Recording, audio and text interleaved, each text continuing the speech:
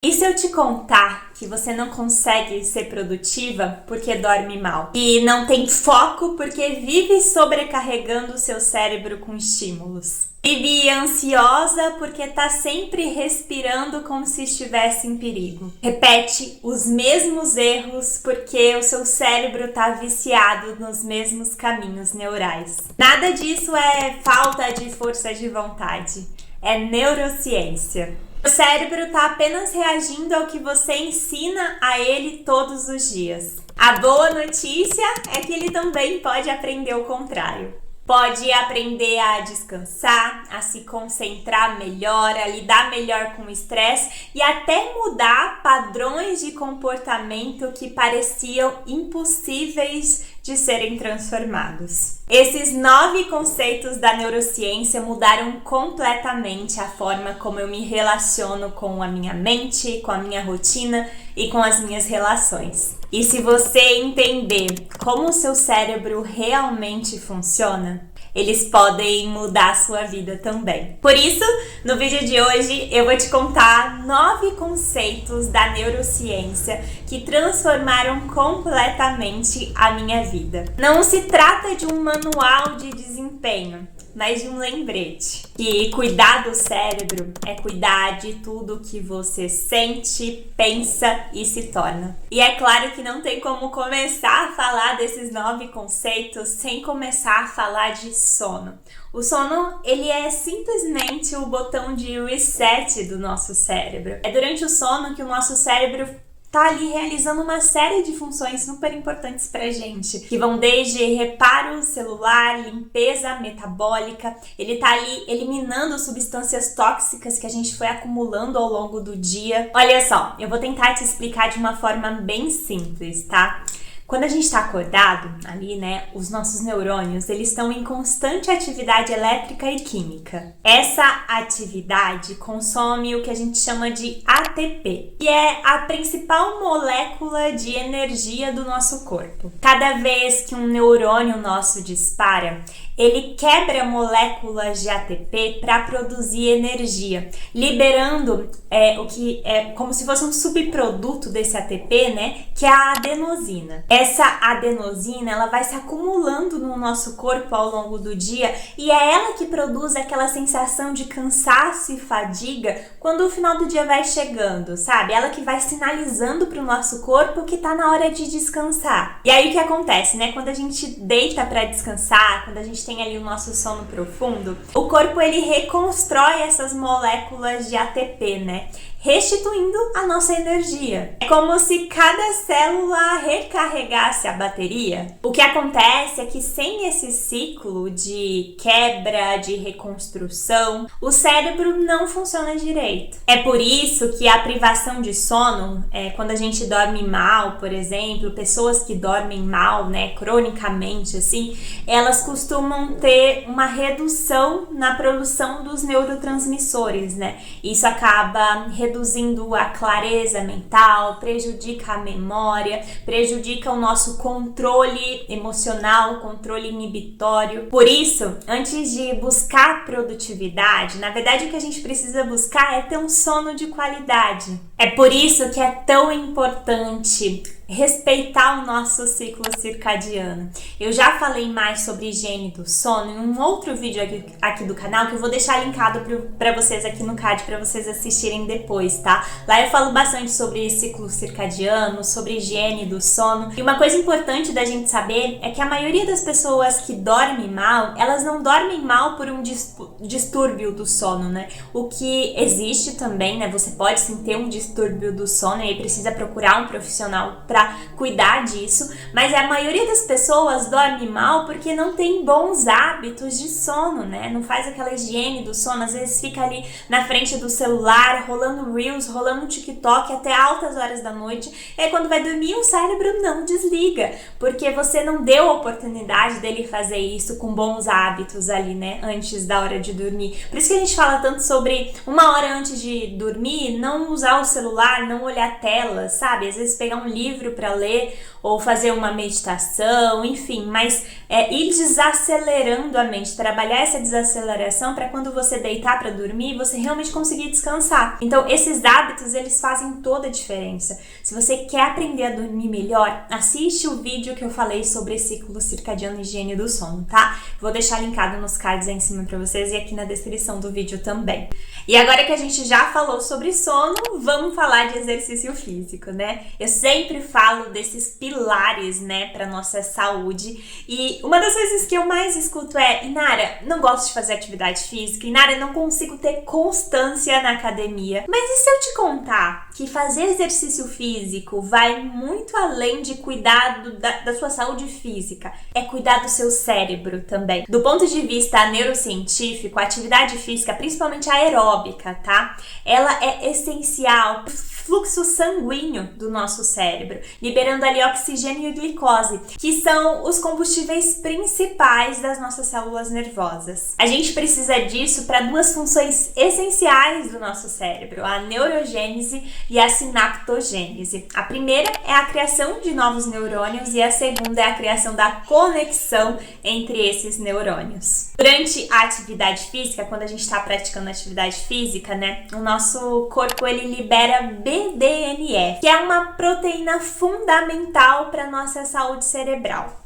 O BDNF, para você ter uma noção, ó, ele estimula o crescimento de novos neurônios, protege o cérebro contra o envelhecimento precoce e o estresse oxidativo também. Tem estudos, gente, que mostram, olha só, que apenas 150 minutos de atividade física por semana já são suficientes para aumentar os níveis de BDNF no nosso corpo e também de neurotransmissores como a serotonina, a dopamina e a noradrenalina, que são responsáveis pela sensação de foco, de motivação, de bem-estar.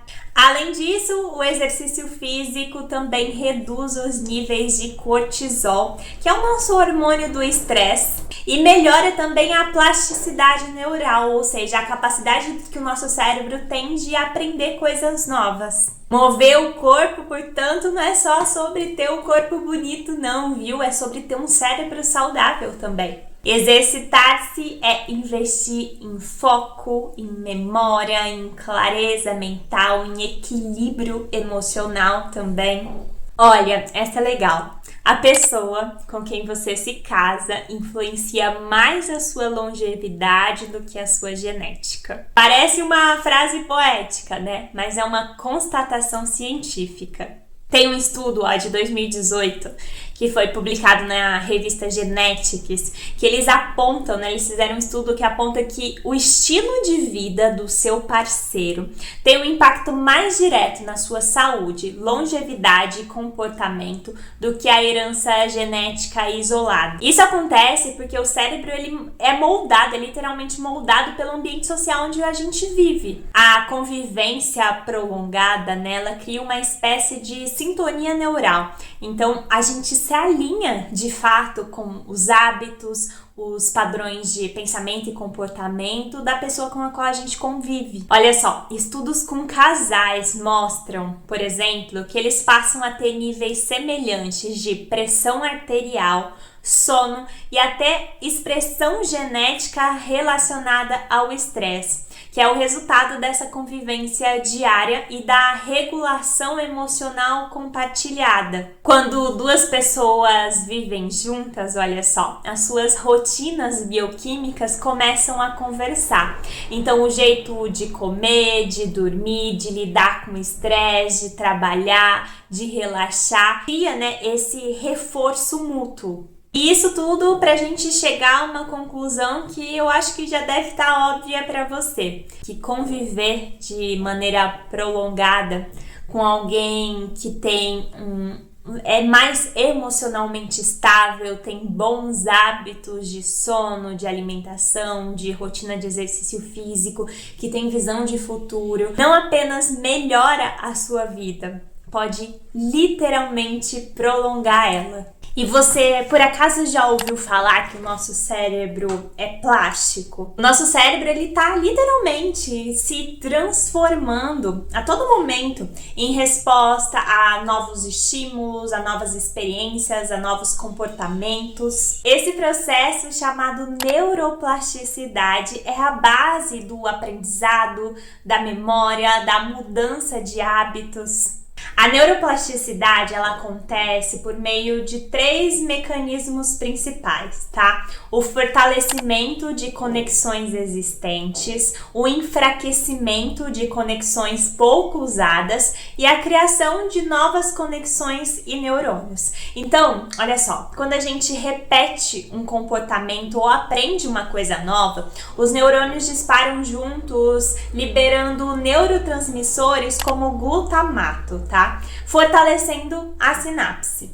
Ou seja, conforme a gente vai repetindo esse mesmo comportamento, o nosso cérebro vai literalmente criando atalhos para facilitar aquilo. É basicamente assim que a gente cria novos hábitos. Também dá para enfraquecer aquelas conexões pouco usadas. Então, como que isso acontece?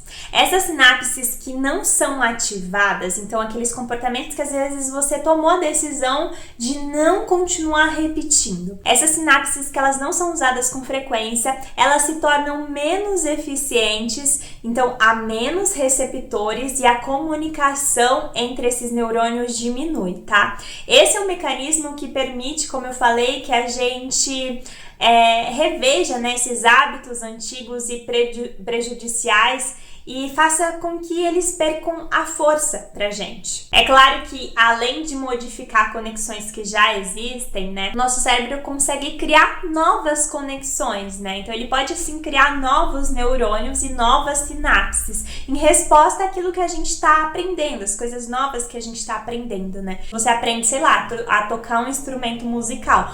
O seu cérebro tá criando novos neurônios e novas sinapses entre esses neurônios para que aquele movimento, né, para que aquele aprendizado se consolide, né, para que você consiga adquirir aquela habilidade de tocar aquele instrumento. O que você precisa entender aqui é que o cérebro, ele muda com aquilo que a gente repete. Não basta apenas tentar eliminar um hábito ruim. Você precisa oferecer para o seu cérebro uma alternativa. Por exemplo, trocar aquele hábito de ficar rolando o feed das redes sociais naquela 1 hora antes de dormir ali na cama, trocar esse hábito por 30 minutos de leitura, né? Então você vai, através dessa repetição consciente de desligar o celular, deixar ele longe de você, deitar na cama e pegar um livro para ler, você vai repetir isso de maneira consciente. Assim, o seu cérebro vai enfraquecer a conexão relacionada a vou pegar o celular para rolar o feed agora que eu deitei na cama para dormir,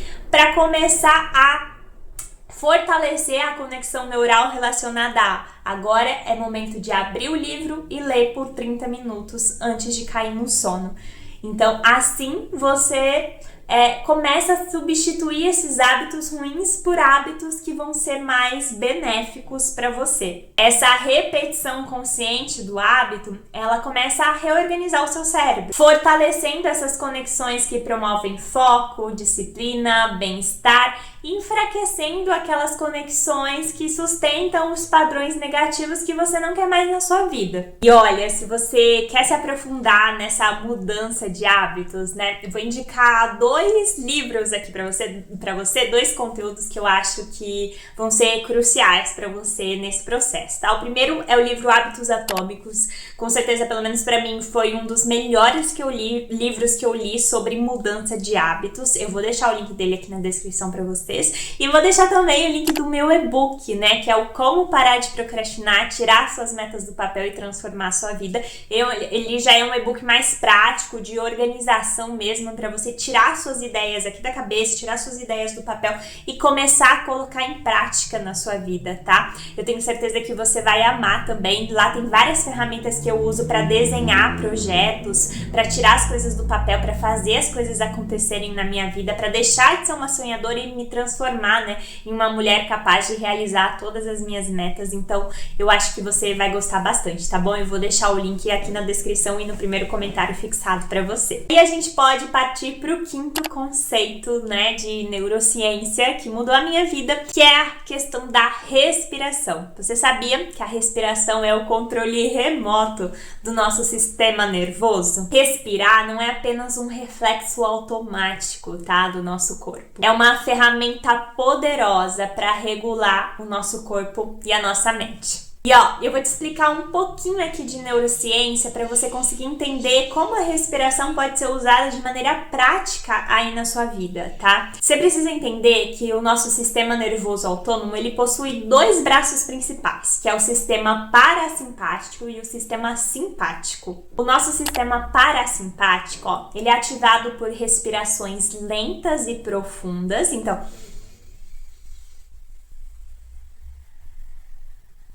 assim você está ativando o seu sistema parasimpático, e essa respiração em si, esse sistema em si, ele acalma o corpo, reduz o ritmo cardíaco e sinaliza ao cérebro que o ambiente é seguro, que você está num ambiente seguro naquele momento. Esse é o nervo vago em ação, tá? Ele promove esse relaxamento, melhora o foco e facilita a nossa tomada de decisões. Já o sistema simpático, ele é ativado por respirações rápidas e superficiais. Então, olha só que legal. Se você respirar assim, ó,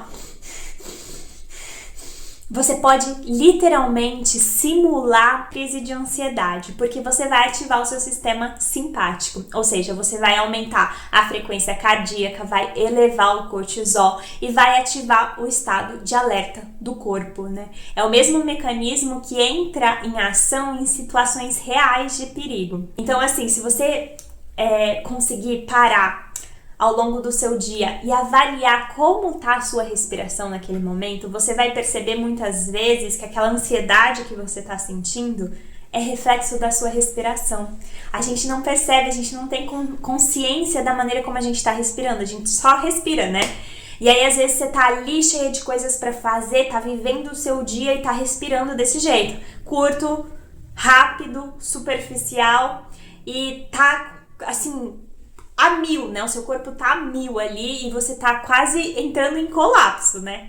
Se você simplesmente conseguir parar por um instante e fazer essa respiração mais lenta e profunda, você vai ativar o seu sistema parasimpático e isso vai acalmar o corpo, vai produzir relaxamento, vai produzir uma sensação maior de bem-estar, vai te ajudar a tomar melhores decisões, né? Porque a mente calma te ajuda a fazer isso também.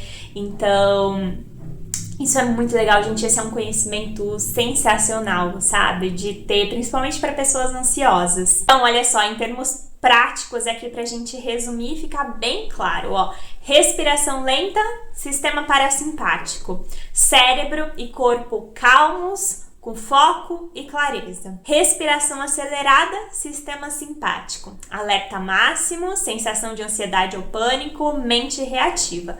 Então, ao longo do dia, para e presta atenção na forma como você está respirando e começa a introduzir esses momentos de respiração profunda aí na sua rotina, porque isso com certeza vai te ajudar muito. Eu comecei a fazer isso e senti muita diferença no meu dia a dia, sabe? Na minha ansiedade também. Já contei pra vocês, né, a minha história com transtorno de ansiedade. Quem quiser ver, saber mais, tem vários vídeos aqui no canal que eu falo sobre isso, tá?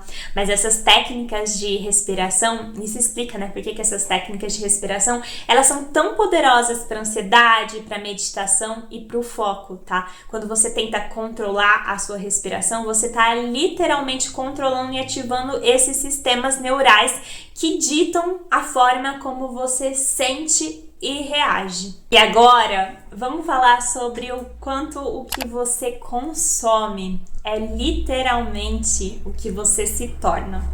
A gente já falou, né, sobre como o cérebro é altamente influenciado pelo ambiente. Tudo que você vivencia, tudo que você experiencia, tudo que você lê, tudo que você ouve, tudo que você faz, tá literalmente criando conexões neurais. Aí, do ponto de vista neurocientífico, o que eu quero te contar aqui é que enquanto você tá ali consumindo informações negativas, caóticas, você tá aumentando os níveis de cortisol do seu corpo, né? E isso reduz a plasticidade neural, pode enfraquecer os circuitos ligados à atenção e regulação emocional.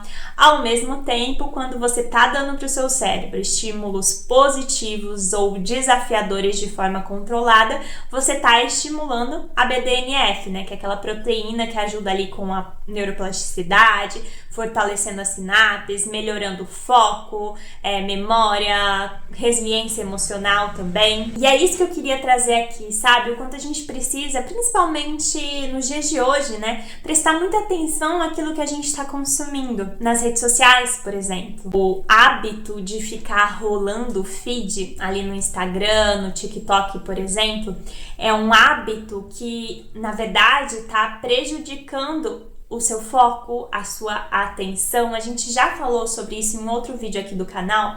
Eu vou deixar linkado aqui pra vocês, onde eu falo sobre por que as pessoas estão saindo das redes sociais, né? E como, né, as redes sociais influenciam o nosso cérebro. Tá bem legal esse vídeo também, eu vou deixar linkado pra vocês aí em cima. Além disso, você tá também mimando o seu sistema dopaminérgico, tá? Incentivando o seu sistema dopaminérgico a preferir recompensas rápidas, porque a rede social é isso, né? É aquele like instantâneo, é aquele videozinho do gatinho que te promove uma sensação de bem-estar instantânea. E conforme você vai reforçando essas conexões, a gente já falou sobre isso também, você vai enfraquecendo aquela sua capacidade de manter a atenção e foco profundo em atividades que às vezes não te dão essa recompensa imediata, tipo ler um livro. É por isso que a gente tá tão conectado ao mundo virtual e tão desconectados da nossa própria vida, da vida real. Aqui a dica para você é: faça uma curadoria consciente